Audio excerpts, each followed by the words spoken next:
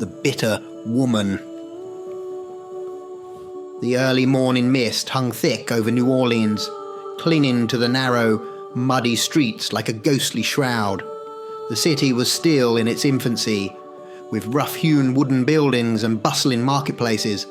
The scent of salt water mixed with the earthy aroma of the surrounding bayou, creating a heady, oppressive atmosphere. In a small, dilapidated cottage on the outskirts of the town, Serana stirred from a restless sleep. She was old, her body frail and bent from years of hard labor and heartbreak. Her face was a map of deep lines and wrinkles, each one etched by years of bitterness and disappointment. Her once vibrant hair was now a thin, silvery veil that barely covered her scalp. She moved slowly, her joints aching with every step as she shuffled to the window. Serana peered out at the street, her eyes narrowing as she watched the townspeople go about their morning routines. She was a familiar figure to them, but not a welcomed one. To them, she was the old hag who lived alone, the woman who spoke to no one unless she had to, who never smiled or showed kindness. She was mistrusted and disliked, and she knew it. Her thoughts drifted back to the life she once imagined for herself. She had been young and hopeful once, dreaming of a family and a future filled with love and laughter. But those dreams had shattered long ago. Her husband, a charming but unreliable man, had abandoned her when she was still young, leaving her to fend for herself. Her only child, a sweet, fragile boy, had died of fever before his second birthday. The loss had hollowed her out, leaving a void that nothing could fill.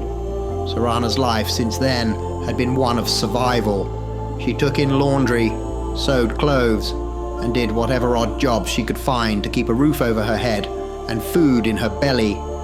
She had grown hard and cynical, mistrusting everyone she met. In return, the townspeople kept their distance, whispering about her behind her back, calling her a witch, a hag, a curse upon the town. She turned away from the window and began her morning routine. The small hearth in the corner of the room held the remnants of last night's fire. She added a few sticks of wood and fanned the embers back to life, then set a pot of water to boil. As she waited, her eyes fell on the only photograph she owned, a faded image of her younger self with her husband and child. She reached for it, but her hand stopped short, hovering in the air before she withdrew it. It was too painful to remember what she had lost. The water boiled, and she made herself a thin porridge, eating it slowly as she listened to the sounds of the waking city, the clatter of horse-drawn carts, the calls of vendors, the distant hum of conversations, all reminders of a world that had moved on without her. Later, she would go to the market to sell the few vegetables she managed to grow in her small garden. It was the only time she interacted with the townspeople, and even then, it was only out of necessity. They would avoid her eyes, hurry through their transactions, and move on as quickly as possible. She would return home, her heart a little heavier with each passing day. As the morning sun began to burn away the mist, Serana prepared to leave. She wrapped the worn shawl around her shoulders, picked up her basket of vegetables, and stepped out into the street. She kept her head down, avoiding the curious and suspicious glances of those she passed. She had grown used to the isolation, to the life of a pariah. It was easier to be alone, to not expect anything from anyone, to let the bitterness protect her from further pain. But as she walked through the bustling market, a part of her still longed for something more. She couldn't shake the feeling that she had been cheated out of a different life, a better life, and that bitterness, that unfulfilled longing, gnawed at her soul, making her more vulnerable than she would ever admit. Serana's life was one of shadows and regret, and as she moved through the city she had known all her life, she couldn't help but feel that something was watching her from those shadows, something waiting for the right moment to strike. But for now, she remained oblivious, trapped in her own sorrow and resentment, unaware of the darkness that would soon engulf her world. The doctor. The sun dipped below the horizon, casting long shadows over the bustling streets of New Orleans. Serana trudged back toward her small home, the paltry earnings from the market clutched tightly in her hand. The day's weariness weighed heavily on her frail frame, and her thoughts were as dark as the encroaching night. As she rounded a corner, a group of rough-looking men emerged from the shadows. They moved quickly, surrounding her before she had a chance to react. One of them grabbed her arm, his grip like iron, while another wrenched the money from her hand. "Please, I have nothing else," Serana pleaded, her voice trembling. The men laughed cruelly. "This all you've got, old hag," one sneered, tossing the few coins into the air before pocketing them. "Not even worth our time." Before she could respond, a fist struck her cheek, sending her sprawling to the ground. They kicked and beat her until her vision blurred with pain. Finally, satisfied with their cruelty, they left her lying in the dirt, gasping for breath. Serana lay there for what felt like an eternity, the cold ground seeping into her bones. With every ounce of strength she had left, she began to crawl, each movement a fresh agony. The streets were empty now, the townspeople safe in their homes, oblivious to her suffering. Halfway home, Serana felt herself slipping into unconsciousness. As darkness threatened to overtake her, a pair of worn leather boots appeared in her line of vision. She heard a gentle, concerned voice. "Madam, are you all right? Here, let me help you." "I do not need help from anyone," Serana spat, her voice weak but filled with defiance. "Please, I insist," the old man said, his tone soothing. "You are in no condition to refuse." With reluctance, Serana allowed the man to lift her to her feet. He was strong despite his age, his hands steady and sure. Supporting her weight, he guided her the rest of the way to her cottage. Inside, the man set her gently on a chair. "I am Dr. Thorne." He introduced himself as he began to examine her injuries. "Let me bandage these wounds." Serana watched him warily, her distrust palpable. "Why would you help me? No one else does." Dr. Thorne smiled sadly. "Because I can see you need it, and it is not safe for anyone to be out alone at night." Serana winced as he cleaned and dressed her wounds. "I needed money," she muttered, "but now even that has been taken from me." The doctor nodded, his expression thoughtful. "Let me make you a hot drink. It will help with the pain." He moved about the small kitchen with practiced ease, soon returning with a steaming cup. Serana accepted it, the warmth a small comfort against the chill in her bones. As they sat, Dr. Thorne broke the silence. "Why do you stay here, Serana? Why do you keep going when life has been so cruel to you?" Serana stared into the cup, her voice a hollow echo of past sorrows. "I have known pain my whole life. This is nothing new. My husband left me. My child died. I have faced hardship at every turn, but I cannot stop trying. I feel that all of this suffering must be for a reason, a test." "From God?" the doctor asked softly. Serana shook her head. "Unlikely. I do not think even he would have me suffer so much, but I know that if I do not quit, if I endure and use all the pain of my life, one day I shall be rewarded." Dr. Thorne's eyes gleamed with a strange light as he listened. "You believe in your strength, then? That is commendable." Serana met his gaze, her own eyes hard and unyielding. "I have nothing else to believe in." The doctor nodded slowly, his expression inscrutable. "Perhaps your reward is closer than you think, Serana. Sometimes we find what we seek in the most unexpected places." Serana frowned, uncertain of his meaning, but as the warmth of the drink spread through her, she allowed herself a moment of hope. For the first time in years, Someone had shown her kindness. Perhaps, just perhaps, her suffering had not been in vain. Dr. Thorne rose to leave, his presence lingering like a shadow. "I will check on you tomorrow," he said. "Rest now, Serana. You have endured enough for one night." As the door closed behind him, Serana sat in the silence of her small home, the doctor's words echoing in her mind. She did not know what the future held, but for the first time in a long while, she felt a glimmer of something other than despair. It was a small, fragile hope, but it was enough to keep her going. The turning point. Serana awoke the next morning, her body still aching from the previous night's ordeal. The bruises and cuts from the attack throbbed with each movement, reminding her of the violence she had endured. Her first thought, however, was not of her pain, but of her dire financial situation. How would she pay the landlord? How would she buy food? All her money had been stolen. She glanced over at the small chair where Dr. Thorne had sat the night before. Her eyes widened in disbelief.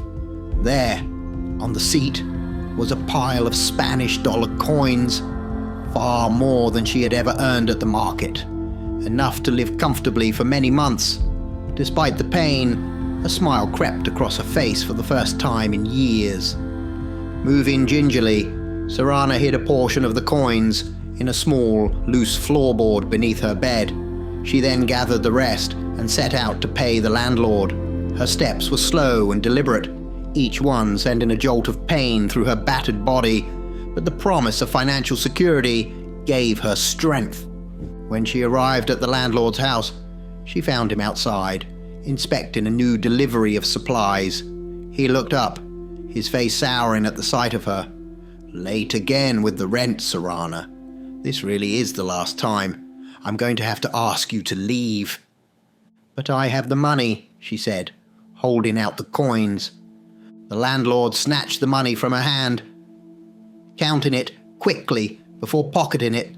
His expression remained cold. "This will cover what you owe, but I still want you gone. You're bad for the area. People see you as an unlucky woman. And what do you care? You'll be dead soon, and good riddance." Serana's hands clenched into fists at her sides, her anger and bitterness boiling over. "How dare you?" she spat. "I've paid you what I owe. You have no right to throw me out." The landlord sneered. "You should be grateful I haven't done it sooner. Now get out of my sight." Trembling with rage, Serana turned and walked back toward her home, the landlord's cruel words echoing in her mind. "This surely must be enough," she muttered to herself. "This must be it. I will take it, whatever you need me to endure. All this will make me stronger. My pain is my strength." As she reached her cottage, she noticed the door was ajar. Her heart sank, a sense of foreboding washing over her. She rushed inside, only to find the small space ransacked. Her few belongings were scattered, broken, and torn. Panic surged through her as she hurried to where she had hidden the coins. The loose floorboard was exposed, and the hidden money was gone. Serana collapsed to her knees, her vision blurring with tears. "How much more?" she screamed, her voice raw with despair. "How much more must I endure?" A voice from behind her answered softly, "No more. You have endured and fought, and your time is now." Serana turned, her breath catching in her throat. Dr. Thorne stood in the doorway, his expression full calm and knowing. "What do you mean?" she asked, her voice trembling. Dr. Thorne stepped closer, his eyes meeting hers with an intensity that made her shiver. "I have watched you, Serana. I have seen your strength, your resilience. You have endured more than most could bear, and yet you still stand. Your pain has not been in vain. It has prepared you for something greater." Serana's mind raced, her thoughts a whirlwind of confusion and hope. "What are you saying?" The doctor's smile was both kind and enigmatic. "I am offering you a way out of this suffering, a chance to reclaim your life and more, but it will come at a cost. Are you willing to pay it?" Serana's heart pounded in her chest. "I will do whatever it takes," she whispered. "I cannot endure this life any longer. I need to be free." Dr. Thorne nodded. "Then come with me. Your new life awaits." As Serana rose to her feet, a strange sense of calm settled over her. For the first time in years, she felt a glimmer of hope. The road ahead was uncertain, but anything was better than the endless cycle of pain and despair she had known. She took a deep breath and followed Dr. Thorne into the night, ready to embrace whatever fate had in store for her. Dr. Thorne's home was a stark contrast to the dilapidated cottage Serana called home. Set back from the bustling streets of New Orleans, the estate was lavish, with tall iron gates and a winding path that led through manicured gardens to a grand, stately house. As they stepped inside, Serana marveled at the opulence, the high ceilings, the intricate woodwork, and the rich tapestries that adorned the walls. "This place is magnificent," Serana said, her voice filled with awe. "Yes, it is a place I am renting for a short while," Dr. Thorne replied, leading her into a luxurious sitting room. "Please, make yourself comfortable." Serana sank into a plush armchair, feeling the weight of her exhaustion settling over her. Dr. Thorne took a seat opposite her, his piercing gaze fixed on her. "Tell me about your childhood, Serana," he said softly. "I wish to understand you better." Serana hesitated, then began to speak, her voice tinged with the bitterness of old wounds. "My childhood was hard. I lost my parents when I was very young. I survived alone on the streets for months before being taken to an orphanage. It was a harsh place, more like a prison than a home. The caretakers were cruel and food was scarce. We were treated like animals." Dr. Thorne listened intently, his expression unreadable. "And your marriage?" "I was married at 16, Serana continued, her voice growing colder, "to a man who promised to take care of me, but he was no better than the caretakers at the orphanage. He beat me, used me, and then left me alone. I was pregnant when he abandoned me." Tears welled in her eyes as she spoke of her son. "My boy was the only light in my life, but he was frail. He died of fever before he turned 2. After that, I was truly alone. The townspeople shunned me. They saw me as cursed, unlucky. I've struggled every day just to survive, excluded and ridiculed at every turn." Dr. Thorne leaned forward, his eyes never leaving hers. "And yet, you continued on." "Why?" "Because I felt I was being tested," Serana replied, her voice firm. "I believed that all this suffering must be for a reason, that if I endured, I would be rewarded. But now I'm not so sure." Dr. Thorne's gaze intensified. "And what would you do if I gave it all back to you? Your youth, your strength? Would you change your life, help others, and live easily?" Serana's lip curled into a sneer. "No, I would punish those who treated me wrong. They deserve to suffer as I have suffered."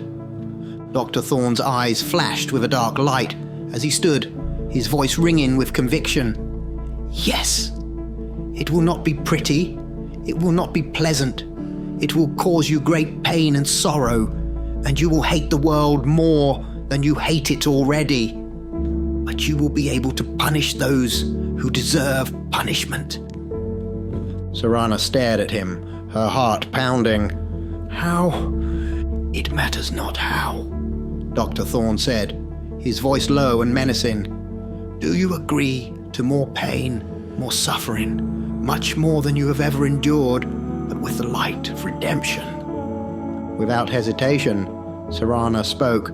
"Yes." Dr. Thorne's face twisted into a grotesque smile. His fangs lengthened from his mouth, his eyes sank into dark pits, and his skin turned deathly pale. "Then prepare to become one of us." He lunged forward, sinking his teeth into Serana's neck. She screamed in agony as a burning pain seared through her body.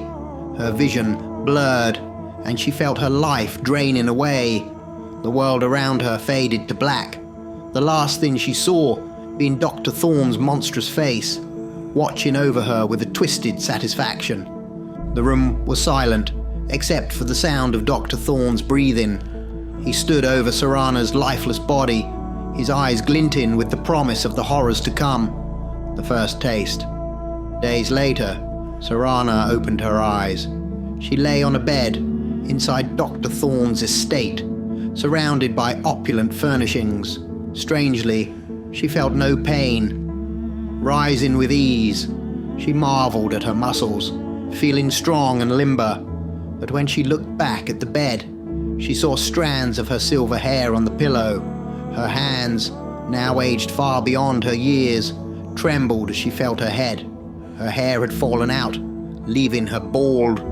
Panic surged through her as she rushed to find a mirror, but there were none in the room. The door creaked open, and Dr. Thorne entered, a satisfied smile on his face. "At last you have returned," he said. Angrily, Serana rushed across the room to him, but instead of walking or running, she merged into shadow and appeared before him. Dr. Thorne clapped his hands. "Excellent. You have the making of a first-class elder." "What has happened to me?" Serana demanded. "My hair. My body is older, but I feel stronger." Dr. Thorne nodded. Yes. It's because you need to feed." "Feed?" Serana repeated, puzzled. "Yes," Dr. Thorne said. "So, who will it be first?" Serana's mind raced. "The landlord," she said, her voice cold. "Ah, yes." "Then let us go," Dr. Thorne said. As they navigated the shadows, Serana felt a new power coursing through her.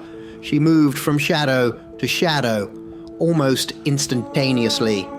Within moments, they were at the landlord's home. "Now, Serana," Dr. Thorne instructed, "just as I did to you. You must drink from his neck. Do not let him live. Drink deep, and drink it all. I will be here for you if need be." Serana walked up to the door and gave it a push, her strength unexpectedly smashing the door apart. She smiled, reveling in her newfound power. Inside, the landlord looked up in shock. "Who are you?" he asked, not recognizing Serana at first. Then his eyes widened in fear. "Serana, is that you? You can have your cottage back." She saw the small stack of Spanish dollars on his table, the same coins she had hidden. Fueled by rage, she moved through shadow, appearing with her teeth bared. She sank her fangs into his neck, drinking deeply. Ecstasy and pleasure surged through her as the crimson liquid rejuvenated her body. Her hair grew thick and black, her face regained its youth, and her lips turned a deep red. Her skin became smooth and vibrant. By the time she finished drinking, she was restored to her youthful self. She threw the landlord's lifeless body aside and screamed into the night. "I will punish you all." Dr. Thorne watched her with a twisted smile. "Welcome to your new life, Serana. The world will soon know your wrath." Serana stood in the moonlit doorway, her eyes burning with a fierce determination. The taste of blood still lingered on her lips, and she felt invincible. For the first time, she had the power to exact her revenge, to make those who wronged her pay. The world that had once shunned and beaten her would now tremble before her. A new beginning. Back at Dr. Thorne's estate, the opulent surroundings now felt different to Serana.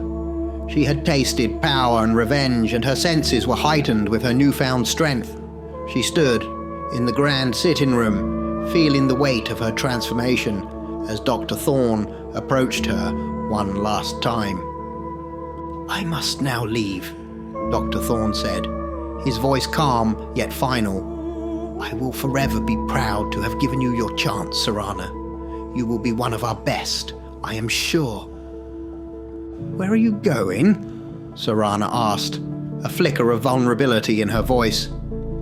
"This I cannot tell you," Dr. Thorne replied. "Do not follow me or seek to find me. I do not wish to be found. You are alone again, Serana, but with the power to change everything." Before he left, Dr. Thorne handed Serana a set of papers. She took them, her eyes widening as she read the deeds to the estate. "I did say I was renting this," he said with a smile. "From you, this place is yours. Do me proud, Serana. Make them all pay for what they have done to you."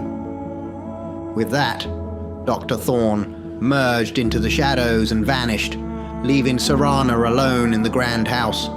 She stood in the silence, the deeds clutched in her hand, a sense of profound change settling over her. Serana walked through the estate, exploring every room, the lavish decor, the beautiful furnishings. It was all hers now. She reached the master bedroom and paused, looking at her reflection in the mirror.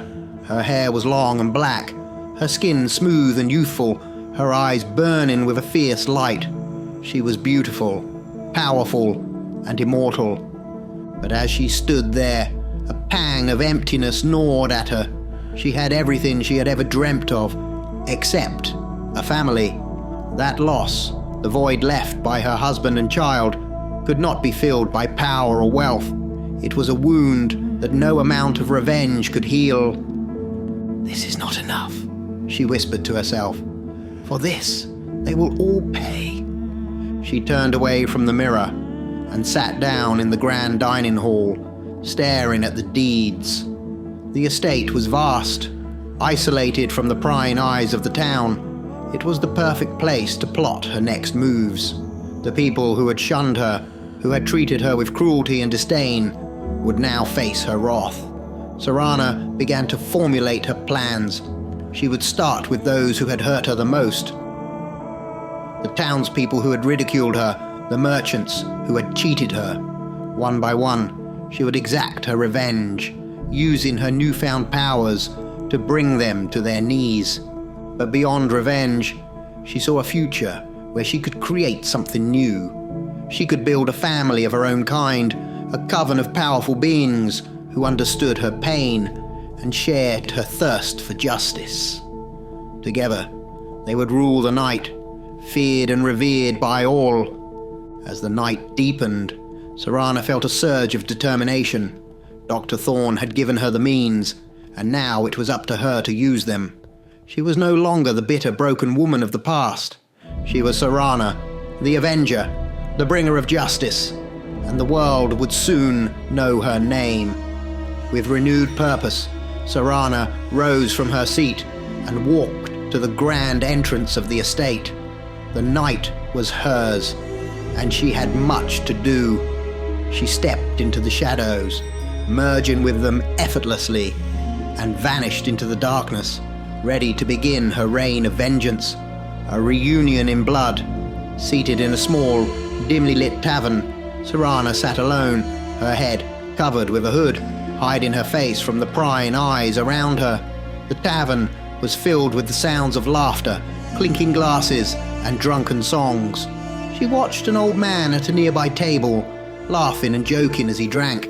Despite his age, he flirted shamelessly with the younger women, trying to get them drunk. When a servant brought more drinks, he slapped her for taking too long. Serana's eyes narrowed.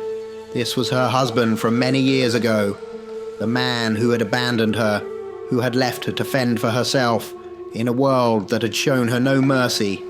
Slowly, she lowered her hood, revealing her pale skin, red lips, and jet black hair.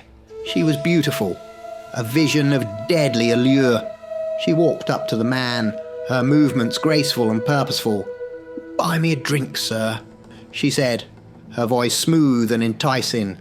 The man looked at her, a flicker of recognition passing over his features, but then he was taken aback by her beauty. "Of course," he said, leering at her. "Like them a bit older, do you?" He motioned for her to sit next to him. Serana sat down, and he placed his hand on her leg. She placed her hand over his and began to squeeze, her strength crushing his hand. He winced in pain, trying to pull away, but she held him fast. With a hard squeeze, she squashed his hand, breaking the bones in it. He cried out in pain, but no one paid heed, too accustomed to his antics in this tavern. "Do you remember me?" she asked, her voice cold and sharp. He looked at her, his eyes wide with pain and fear. "Serana," he whispered, "how is this possible?" "You made this possible," she replied. "You and people like you made this possible. Now I will show you the impossible." In plain sight, she sank her teeth into his neck. The tavern patrons, too engrossed in their own revelry, didn't notice a thing. She drank deeply, feeling the pure pleasure of the crimson liquid rejuvenate in her, making her feel more powerful with each drop. When she finished, she stood up, letting his lifeless body slump to the floor. She walked out of the tavern, the cold night air hitting her face. She looked up at the moon, a twisted smile playing on her lips. "If you could see yourselves as I see you," she spoke to the night. "Food in the guise of predators. You are no more predators than birds to bugs. I am not a bug anymore. I am your death."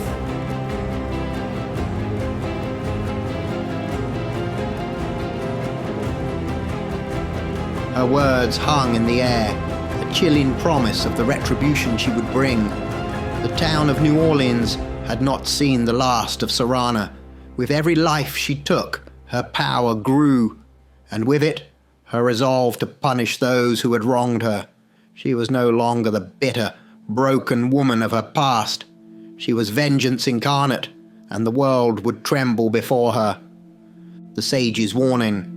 Years later, Serana sat alone in a small churchyard, the moonlight casting a silvery glow over the unmarked grave before her. She felt a deep sorrow, but her inability to express grief gnawed at her insides. She could not cry. She simply sat there, a silent sentinel to her past. Years ago, this was the place her son was buried. She spoke softly to the grave, her voice filled with a hollow longing. "You were taken from me because I could not save you. I was helpless, penniless. You were my everything. Today, I could save you. If you were here, I could give you anything, everything. But when you needed it, I could give you nothing, nothing but my love. You were the only thing I loved. And even now, I can still feel you. I have great powers, but it's not enough to have what I truly need. You." As she lost herself in her thoughts, a figure stood behind her in the shadows. The figure spoke, his voice resonant and soothing. "I know of your pain, my child. As an elder, we are born from pain, from suffering. We would not endure the process otherwise." She turned to see an old man, an elder, his presence radiating a powerful, ancient energy. He stepped into the moonlight, his eyes reflecting centuries of wisdom and sorrow. He spoke again. "Know this, my dear. There is a place for you within my council. I am the sage, and I can help you on this journey." Serana looked up at the sage, her eyes filled with mistrust. "I have been taken in before by men saying they have my interest at heart. Never again. Never again will I be at the mercy of those who say they want to help me. Those that have said this are now dead. I have killed them all." The sage nodded slowly. "Yes, we all went through this, but the time will come when revenge loses its luster, and the killing no longer satisfies you. When that time comes, Seek me out. Until then, you are in a prison of your own making." Serana's voice was a low growl. "This world is my prison, and I shall punish those who built it until I am free." The sage disappeared into the shadows, his parting words lingering in the air. "When you are ready, my child." Serana looked up at the sky and smiled, a cold, determined smile. "Oh, it will be a long time before I'm done. I will make them all rue the day they imprisoned me." She rose from the grave, her resolve hardening with each step she took away from the churchyard. The world had taken everything from her, and now it was her turn to take everything from the world. With each act of vengeance, she felt a step closer to her own twisted form of justice. Her son's grave was a stark reminder of her lost humanity, but it also fueled her relentless quest for retribution. As the night deepened, Serana vanished into the darkness, her mind already plotting her next move. The sage's words echoed in her mind, a distant whisper of a future yet to come. But for now, her path was clear. She would not rest until every soul who had wronged her paid dearly, and one day, perhaps, she would seek out the sage, but not until her vengeance was complete.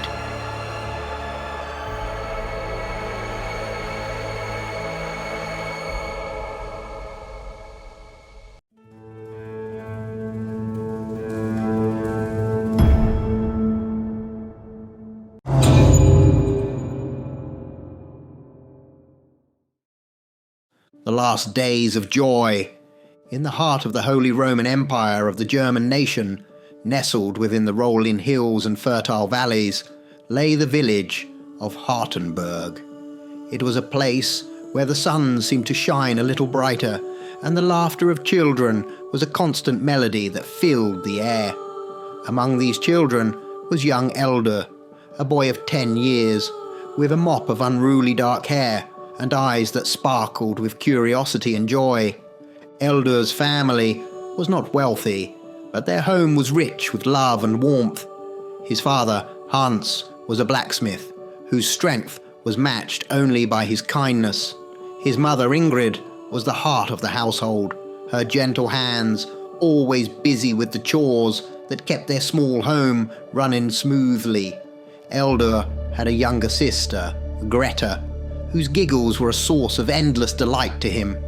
Together, they formed a close-knit family that faced the world with smiles and songs. Life in Hardenberg was simple but fulfilling. Eldur spent his days helping his father in the forge, playing in the fields with his friends, and exploring the nearby woods.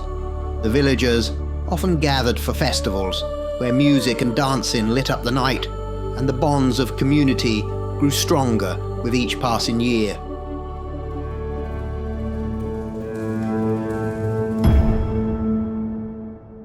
The storm of chaos, but the idyllic peace of Hartenberg was shattered one fateful evening. The village lay quiet under a sky painted with the colors of dusk when the tranquility was broken by the distant sound of hooves thundering against the earth. The villagers looked up, alarmed, as the dreaded Black Company, a notorious band of marauding bandits known for their brutality, descended upon them. The Black Company, led by the ruthless Wolfheart, showed no mercy. They swept through Hartenberg like a storm, their swords gleaming in the firelight as they set homes ablaze. Hans tried to defend his family, but was cut down before Eldur's eyes. Ingrid, clutching Greta, was struck down as she tried to shield her daughter. Eldur could do nothing but watch in horror as his world was torn apart. The bandits rounded up the surviving children, including Eldur, and bound them with rough ropes. The air was thick with smoke and the cries of the dying. Eldur was dragged away, his heart breaking with each step as he left behind the only life he had ever known.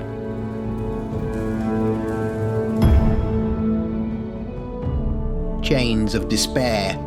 The next few years of Eldur's life were a blur of pain and suffering. The Black Company treated their captives with cruelty, using the children for hard labor and punishing them severely for the slightest infraction. Eldur, small but resilient, endured beatings and back-breaking work. The bandits forced him to carry heavy loads, clean their camps, and perform other menial tasks.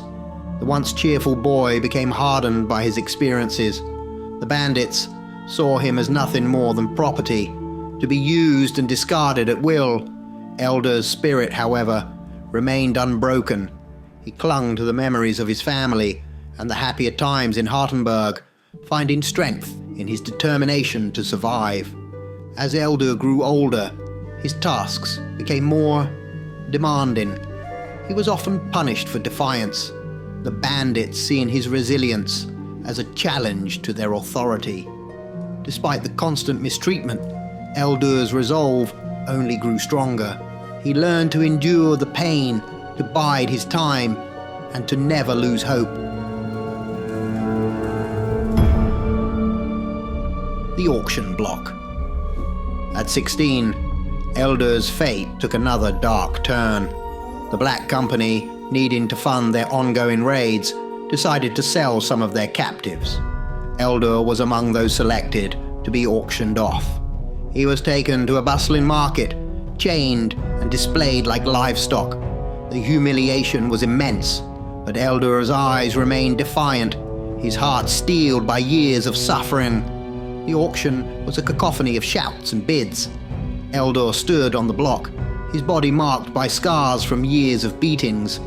As potential buyers examined him, he felt a surge of anger and determination. He swore to himself that he would find a way to escape this life, to break free from the chains that bound him. A glimmer of hope. As the auction progressed, a regiment of soldiers passed by, their uniforms a stark contrast to the grim reality of the market. Eldur watched them with a mix of envy and hope. When one of the soldiers, a kind-faced young man, noticed the defiance in Eldur's eyes, he paused. A brief exchange of glances between the soldier and his superior resulted in a hasty decision. Eldur was purchased by the regiment, his chains removed, and his future, though uncertain, suddenly seemed brighter. Eldur was taken in by the soldiers, who offered him a place among their ranks. For the first time in years, he felt a flicker of hope.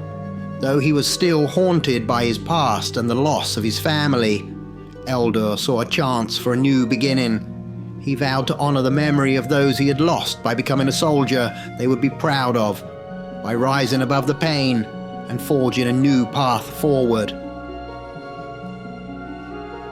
Brotherhood and betrayal. The Order of St. George. Eldur was taken in by the Order of St. George, a renowned regiment within the Holy Roman Empire of the German nation. The regiment was known for its valor and discipline, often called upon to protect the empire's borders from external threats. Eldur, though new to the life of a soldier, quickly proved himself to be strong, brave, and determined. His years of suffering had forged him into a resilient young man, and he excelled in his duties. Eldur's dedication did not go unnoticed. He earned the respect of his comrades and superior officers through his tireless work ethic and unyielding spirit. Among his fellow soldiers, he found a new family. There was Dietrich, the seasoned veteran with a hearty laugh, Wilhelm, the sharpshooter with a quick wit, and Franz, the gentle giant who could lift a barrel of ale as easily as a feather. Together, they formed an inseparable bond, becoming brothers in arms. The camaraderie within the Order of St. George was a source of immense joy for Eldur. Evenings were spent around campfires, sharing stories of home, dreams for the future, and the occasional bawdy joke. Eldur, once a lonely orphan, now felt the warmth of friendship and loyalty. The soldiers would often gather at the local tavern, raising their mugs in toasts and reveling in each other's company. The laughter and camaraderie were a balm for Eldur's wounded soul. These moments of happiness were a stark contrast to the hardship he had endured. For the first time since the loss of his family, Eldur felt a sense of belonging. He cherished these bonds, knowing that his comrades were more than just fellow soldiers. They were his new family.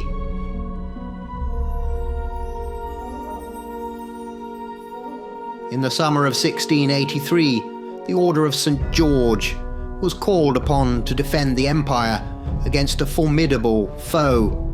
The Ottoman Empire, led by Grand Vizier Kara Mustafa, had laid siege to Vienna, a battle that would determine the fate of thousands and the stability of the region. The stakes were incredibly high, and the soldiers knew that their courage and skill were all that stood between their homeland and devastation. As the battle commenced, Eldur fought with a ferocity that surprised even him. He moved through the chaos with precision, his training and determination driving him forward. Beside him, Dietrich, Wilhelm, and Franz fought valiantly, their bond giving them strength. The battlefield was a maelstrom of clashing swords, flying arrows, and booming cannons. The air was thick with the cries of the wounded and the dying. Despite their bravery, the forces of the Holy Roman Empire were overwhelmed. The Ottomans, with their superior numbers and strategic advantage, pushed forward relentlessly. Eldur watched in horror as his comrades were cut down one by one. Dietrich fell, his laughter silenced forever. Wilhelm, struck by an arrow, crumpled to the ground. Franz, his great strength failing him, was overrun by enemy soldiers. Eldur fought desperately to protect his fallen brothers, but it was in vain. Retreat and shame. The order to retreat was given, and the surviving soldiers of the Order of St. George fled the battlefield. Eldur, his heart heavy with grief and guilt, followed. The sight of Vienna falling to the Ottomans was a bitter pill to swallow. They had failed, and the land they had sworn to protect was now at the mercy of the enemy. The retreating soldiers returned to their homes, but they were not welcomed as survivors. Instead, they were shunned and shamed, labeled as cowards and traitors. The villagers, desperate for someone to blame, directed their anger at the defeated soldiers. Eldur, once a respected member of his regiment, now found himself ostracized. The bonds of brotherhood that had sustained him were shattered, leaving him to face the scorn of those who had once looked up to him. Life became unbearable. Eldur, now a beggar on the streets, endured harsh winters and the cruel whispers of those who saw him as a failure. The shame of defeat and the loss of his comrades weighed heavily on his soul. He wandered aimlessly, haunted by the memories of the battlefield and the faces of the friends he had lost. The pain of his past and the burden of his present left Eldur a shadow of the man he once was. Yet, in the darkest hours of his despair, a new chapter of his life awaited, one that would transform him in ways he could never have imagined. A glimmer of compassion, Eldur, now a shadow of his former self, wandered the streets begging for scraps. His once strong frame was now frail, and his eyes, once filled with determination, were hollow. He had lost all hope, until a kind-hearted woman named Annika took pity on him. Annika's brother had also fought and lost his life in the battle against the Ottoman Empire. She saw in Eldur a reflection of her own grief, and offered him food and kindness when no one else would. Day after day, Annika visited Eldur, bringing him warm meals and tending to his wounds. Slowly, the walls Eldur had built around his heart began to crumble. Annika's compassion and understanding rekindled a small spark of hope within him. They spent hours talking about their shared losses, finding solace in each other's company.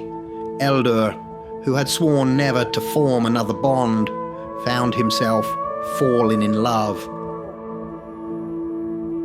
With Annika's encouragement, Eldur began to rebuild his life.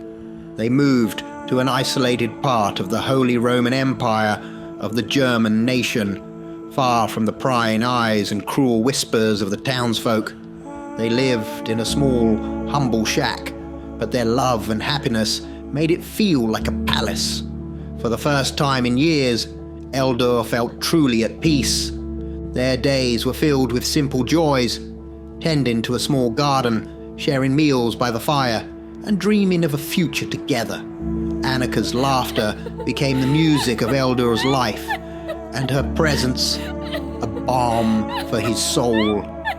Their love was a quiet, powerful force that seemed to heal the wounds of their past. When Annika discovered she was pregnant, their joy knew no bounds. They eagerly prepared for the arrival of their child, imagining the life they would build together as a family. Eldur, who had lost so much, felt blessed by the prospect of new beginnings. However, fate dealt Eldur another cruel blow. During childbirth, complications arose, and despite Eldur's desperate efforts, Annika and their newborn child both died. Eldur's heart shattered once more, the weight of his grief almost too much to bear. He buried them in a quiet spot near their home, marking the graves with simple wooden crosses.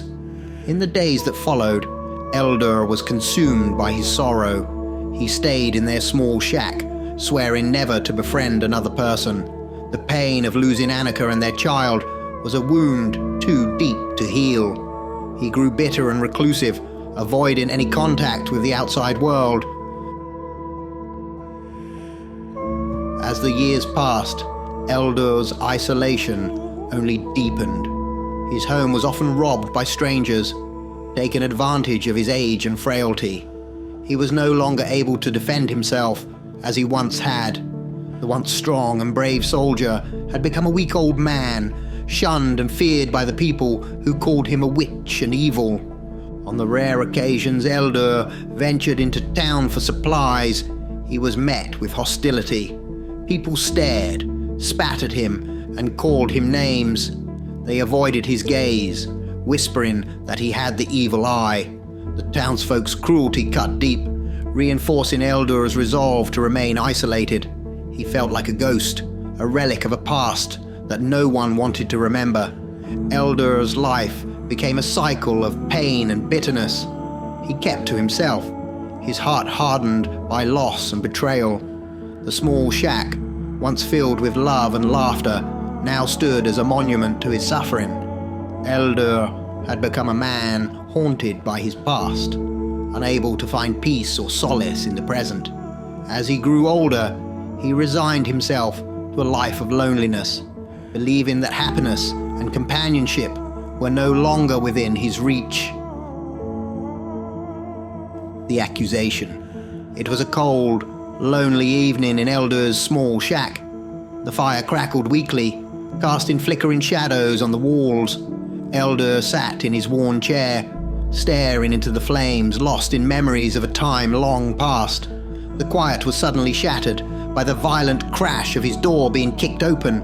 Eldur turned sharply to see a group of men from the village, their faces twisted with anger and fear. "You!" one of them shouted, pointing a trembling finger at Eldur. "You're the one who's brought this curse upon us.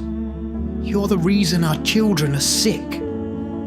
Eldur, frail and hunched with age, looked up at them with weary eyes. "I've done nothing to harm you," he said calmly. "I am but an old man, alone in my misery." "Liar," another man spat, holding up a length of rope. "We know your kind. You're a witch, a bringer of evil. If you want to save this village, you'll hang yourself tonight." The men advanced on Eldur, their intentions clear. He felt a surge of fear and anger well up inside him. They grabbed him roughly, trying to force the rope around his neck.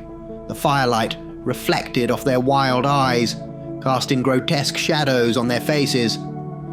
"I have nothing to do with your sickness," Eldur repeated, his voice growing firmer, but the men did not listen. They struck him, blows landing hard on his frail body. The pain reignited something deep within Eldur, a fire that had not been extinguished by years of suffering. Suddenly, With a strength that defied his age, Eldur fought back. He knocked one of the men to the ground and delivered a blow to another, who staggered back in shock. The villagers were momentarily stunned. How could this old, frail man possess such power? "Stop!" one of the men cried, fear creeping into his voice. "He's possessed!" Eldur stood tall, his eyes blazing with an intensity that seemed otherworldly. "I have seen pain all my life, from when I was a boy," he growled. "I am used to it. Bring me more. I want it." With a feral roar, Eldur lunged at them like a crazed animal. The men, terrified by this sudden transformation, scrambled to get away.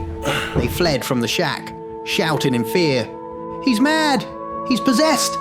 Their cries echoed into the night as they ran.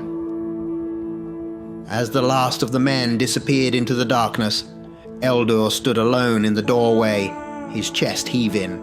The adrenaline that had fueled his fierce resistance drained away, leaving him weak and trembling. He staggered back inside and collapsed onto the floor, the room spinning around him. The small fire continued to burn, its light now casting long shadows over Eldur's prone form. He lay there, staring at the ceiling, a mixture of triumph and despair flooding his mind. He had defended himself, shown strength he thought long gone, but at what cost? He had fought off his tormentors, but his body was failing him. Eldur's thoughts drifted to Annika and their unborn child, to his lost comrades and the family he once had. Tears filled his eyes as he lay on the cold, hard floor, surrounded by the remnants of his shattered life. He had fought for survival his entire life, but now, as darkness began to close in, he wondered if he had the strength to continue. The fire crackled on, the only sound in the silence of the night, as Eldur slipped into unconsciousness, his body and spirit battered, but not broken. Eldur lay motionless on the cold floor of his shack, the remnants of the struggle still fresh in his mind. He drifted in and out of consciousness, the world around him a haze of pain and memories. Through the fog, a voice pierced the darkness. "Hello there," the voice said, soft but firm. Eldur tried to lift himself, but his body failed him. He managed to turn his head, squinting through the dim light, to see a figure approaching. The voice spoke again, calm and reassuring. "It's okay, Eldur. I am a doctor, not one of them. Let me help you." Eldur spat back, his voice hoarse with defiance. "No, I do not need help. I enjoy the pain." The figure knelt beside him, revealing a kind face framed by dark hair. "Good. That is what I wanted to hear, but I must insist." The man gently lifted Eldur and began to bandage his wounds. With practiced ease, he brought a hot drink to Eldur's lips, the warmth seeping into his weary bones. Eldur, too weak to resist, allowed the man to help him. "I am Dr. Thorne," the man introduced himself. "Tell me, Eldur, why carry on? Why not just give up? There is no shame in quitting. Many more powerful than you have. Why keep going?" Eldur's eyes, though filled with pain, held a spark of determination. "My father was a blacksmith," he began. "He used to blister steel, heating it until it was red hot, then hammering it into shape. He always said that the steel was weak until the final phase, when it became strong and hard. That was its reward for enduring the process." Eldur paused, his voice gaining strength. "I see myself as the steel. The pain of life is my blister. Like steel, the more we endure, the stronger we get. My father told me that steel is weak until it faces the final trial. I feel my reward is coming. I just need to pay more in pain." Dr. Thorne listened intently, his eyes never leaving Eldur's. When Eldur finished, Thorne nodded. "You have paid your dues, Eldur, and now is the time to become as strong and hard as steel. But answer me one more question. If you could have this life over, would you live it any different? Eldur's response was immediate. No, to do so would make me weak. If I were to do this again and be as strong as the steel my father forged, I would cut down anyone and everyone in my way. Dr. Thorne's eyes lit up. A smile spread in across his face. Then prepare to be the sword of your vengeance, Eldur. Before Eldur could react, Dr. Thorne's face transformed, his fangs elongating. He burst through the shadows, moving with supernatural speed. Eldur felt the doctor's fangs sink deep into his neck, a sharp pain followed by a strange numbness. His vision blurred, and the room spun around him. He tried to fight, but his strength was no match for the vampire. Eldur collapsed, his body lifeless. Darkness closed in, and he felt a cold emptiness where his pain had once been.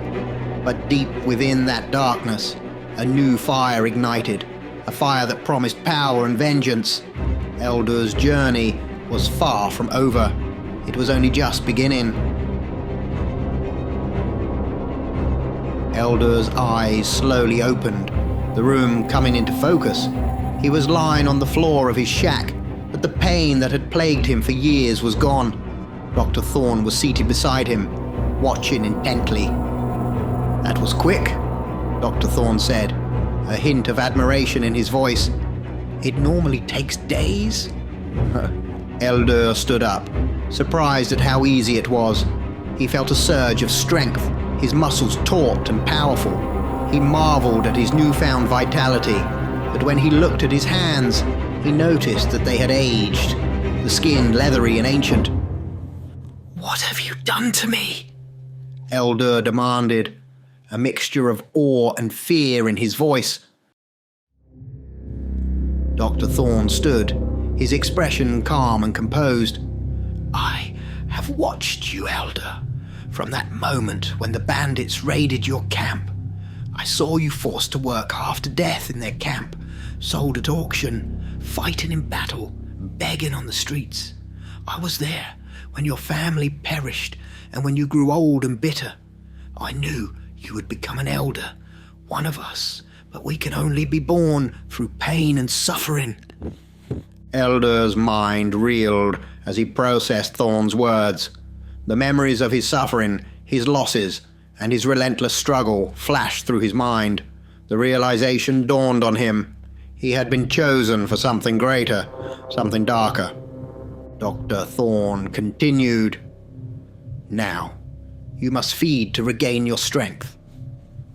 Eldur walked to the small cupboard and opened it, instinctively searching for food. But Dr. Thorne laughed, a deep, knowing sound. "That type of food is no longer for you," Thorne said. "Come, it is time to unsheathe your steel and become the bringer of vengeance. Embracing the darkness." Eldur looked at Dr. Thorne, a newfound understanding within him. He knew what he must do. The fire of vengeance that had burned within him for so long now had a purpose. The pain and suffering he had endured were not in vain. They had forged him into something powerful, something deadly. As they stepped out into the night, Eldur felt an exhilarating sense of freedom and purpose. The world, once a place of suffering and loss, now seemed ripe for the vengeance he would unleash upon it. Dr. Thorne guided him through the darkness, a mentor in the ways of their kind. They moved through the village with supernatural speed and stealth. Eldur's senses were heightened. He could hear the heartbeat of every living creature, smell the blood coursing through their veins. Hunger gnawed at him, a primal urge that demanded satisfaction. Dr. Thorne led him to a secluded spot where a lone traveler was making camp. The man was oblivious to their presence, humming softly to himself. Eldur's instincts took over, and before he knew it, he had descended upon the man, his fangs sinking into the soft flesh of the traveler's neck. The rush of blood filled Eldur with a strength and clarity he had never known. As the life drained from the man, Eldur felt a surge of power, a completeness that was intoxicating, the sword of vengeance.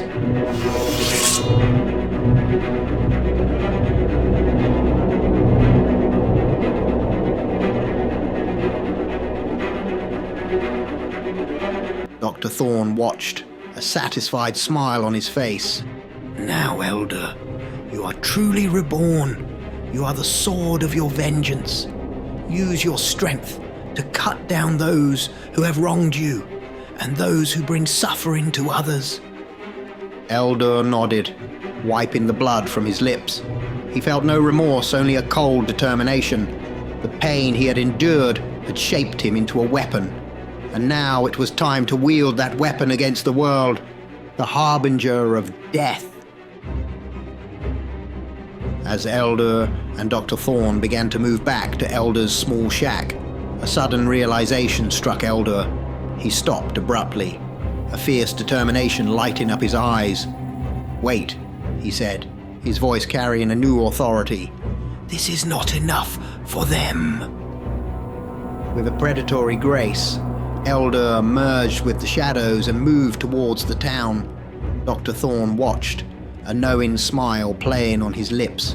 Eldur's form seemed to melt into the darkness as he approached a group of young men gathered in the street. Without hesitation, Eldur descended upon them like a harbinger of death. The men's laughter turned to screams of fear and terror as Eldur's fangs found their throats, drinking deeply of their crimson liquid. The warm blood invigorated him, each drop a testament to his newfound power. Eldur's cries echoed through the night. "More!" he demanded. "I want more!" Dr. Thorne observed from the shadows, his satisfaction complete. His job was done, his faith in Eldur's potential fulfilled.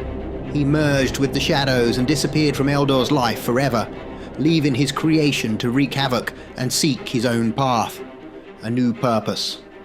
Months passed, and Eldur had made his way to Vienna. The city, once a symbol of his greatest failure, now became the stage for his vengeance. Eldur targeted leaders and high-ranking officers, the very people who had once shunned him and blamed him for their losses. He moved through the city like a ghost. His presence felt only in the aftermath of his deadly visits. Each night, Eldur sought out his targets, cutting them down with the precision of a sword of hardened steel. He relished the fear in their eyes, the final moments of their lives as they realized the predator that had come for them. Vienna's elite fell one by one, their blood nourishing Eldur's growing power. Eldur's actions did not go unnoticed. Whispers of a vengeful spirit spread through the city, a dark avenger who struck without warning. The people of Vienna lived in fear, knowing that no amount of guards or fortifications could protect them from the shadowy menace. Eldur embraced his role, seeing himself as the sword of vengeance, forged in the fires of his suffering and now unleashed upon those who had wronged him. He moved with a purpose, his every action driven by the pain of his past and the promise of retribution. One night, Eldur stood atop a high tower, looking out over the city of Vienna. The moon cast a pale light on the streets below, where panic and fear had taken root. Eldur felt a sense of grim satisfaction. He had become what his father had always spoken of, a piece of steel, hardened and strong, ready to cut down anything in its path. But with each life he took, Eldur felt a growing emptiness. The vengeance that had driven him was beginning to lose its edge, replaced by a cold, hollow feeling. The faces of those he had lost haunted his dreams, their voices calling out to him from the depths of his soul. He had gained power, but at a cost that weighed heavily on his heart. Eldur knew that his journey was far from over. He had embraced the darkness, but now he needed to find a new purpose, something beyond the endless cycle of vengeance. As he looked out over the city, he vowed to find that purpose, to use his strength for something greater than his own pain. The path ahead was uncertain, but Eldur was ready to face it. He had been forged in the fires of suffering, and now, as a creature of the night, he would carve out his destiny with the same determination that had carried him through his darkest days. The steel of his spirit was strong, and he would wield it with the precision and power of a true warrior. Return to the past. Eldur returned to the now abandoned shack where his wife and child had perished many years ago. The small, decrepit structure stood as a testament to his past sorrows. He approached the graves, marked by simple wooden crosses, where he had buried his loved ones. The rain fell in heavy sheets, soaking the ground and blurring the line between earth and sky. He stood over the ground, his heart heavy with memories. "If you could see me now, you would be proud of me." He spoke to the silent graves. "I am the steel that cuts down those who deserve their punishment. My powers are beyond anything the world has seen."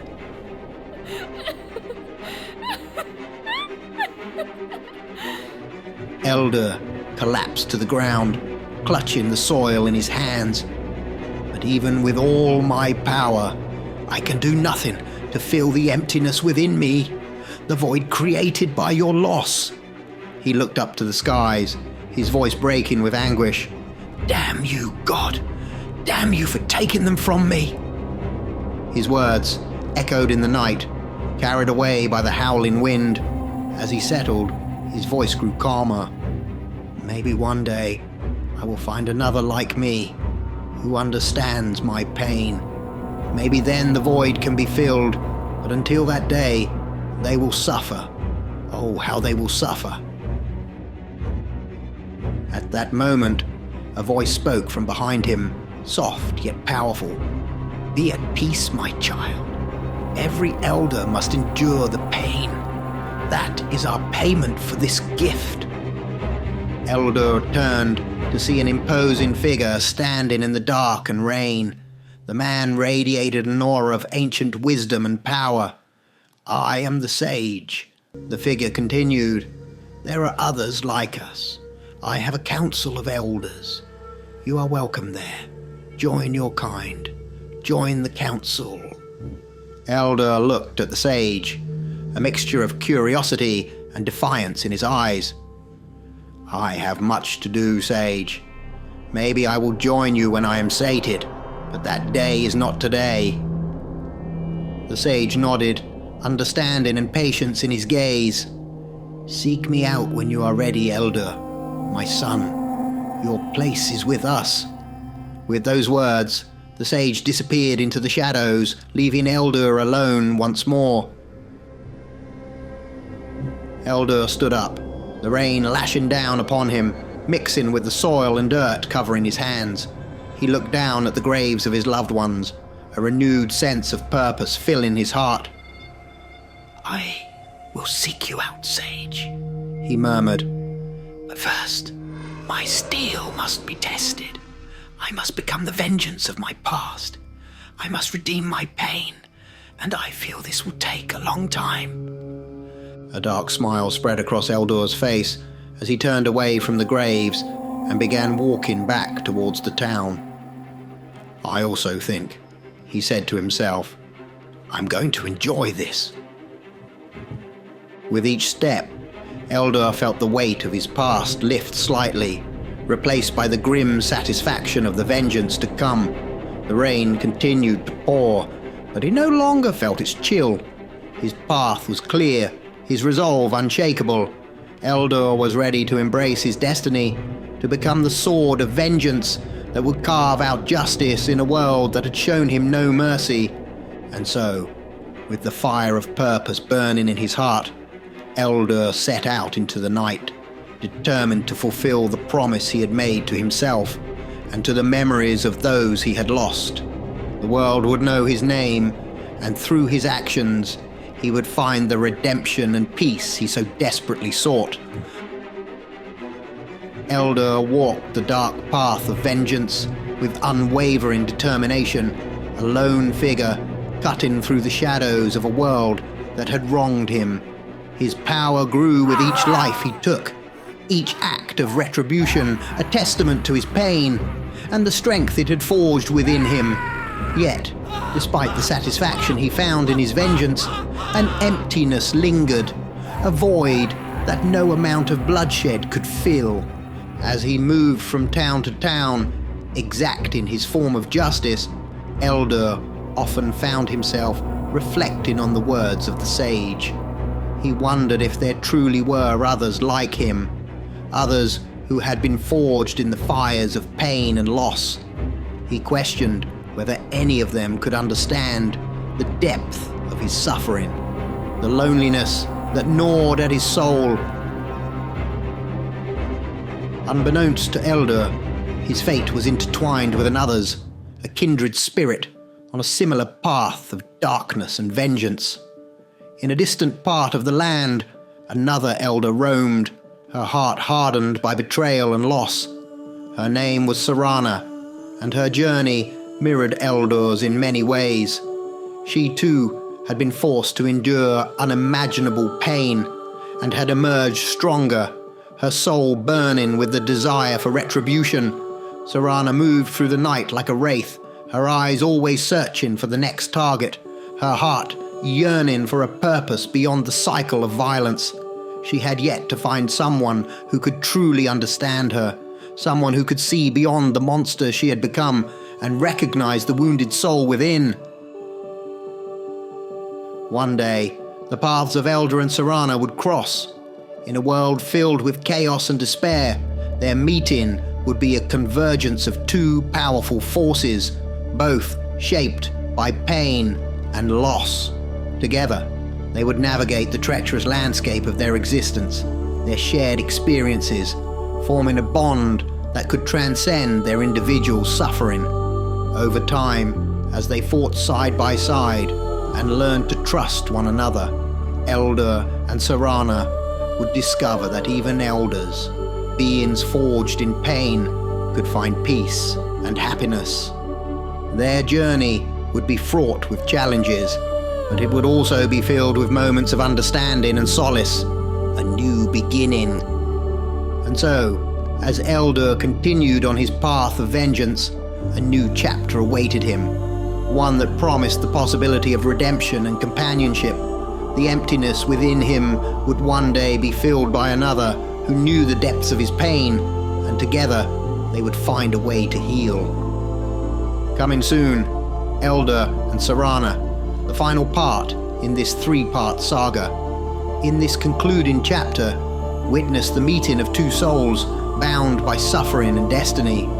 Follow their journey as they seek vengeance and ultimately find the peace and happiness that had long eluded them.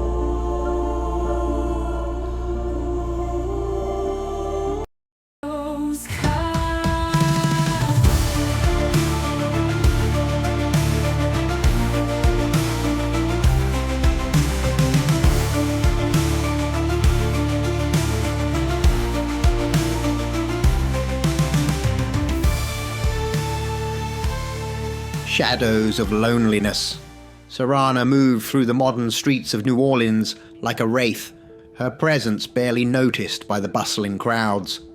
The city had changed since the days of the Crimson Dawn, and her time trapped in the Shadow Realm felt like a distant nightmare. Yet, despite the passage of centuries, the gnawing emptiness inside her remained. She stalked her prey through the dark alleys, the choice of victim meaningless. A young woman walking alone, a homeless man huddled against the cold, an unsuspecting tourist. None of it mattered. Serana's moral code had long since eroded, leaving her a predator driven by an insatiable hunger. As the moon cast eerie shadows on the cobblestone streets, Serana struck. She emerged from the darkness with the swiftness of a spectre, her fangs sinking into the soft flesh of her victim's neck. The warm rush of blood filled her senses, momentarily quenching the void within. The prey's life ebbed away, their struggles fading into silence. Finished, Serana let the lifeless body drop to the ground and melted back into the shadows. The city continued its restless hum, oblivious to the horror that had just transpired. She returned to her home, an isolated estate hidden away from prying eyes. It had been her sanctuary for years, a place where she could disappear from the world. Inside, the silence was suffocating. Serana sat in the grand parlor, the weight of her loneliness pressing down on her. She had forgotten this feeling during her adventures with the Crimson Dawn and her encounters with Eldur. The memory of Eldur's name made the void within her shrink ever so slightly. Eldur, the one she felt a connection to after so many years. An elder like herself, born from suffering and driven by vengeance. Although an elder could not love in the human sense, Serana knew that a connection could ease the unrelenting pain. She thought of Eldur, the times they fought side by side, their shared quest for retribution, binding them in a way she hadn't experienced before.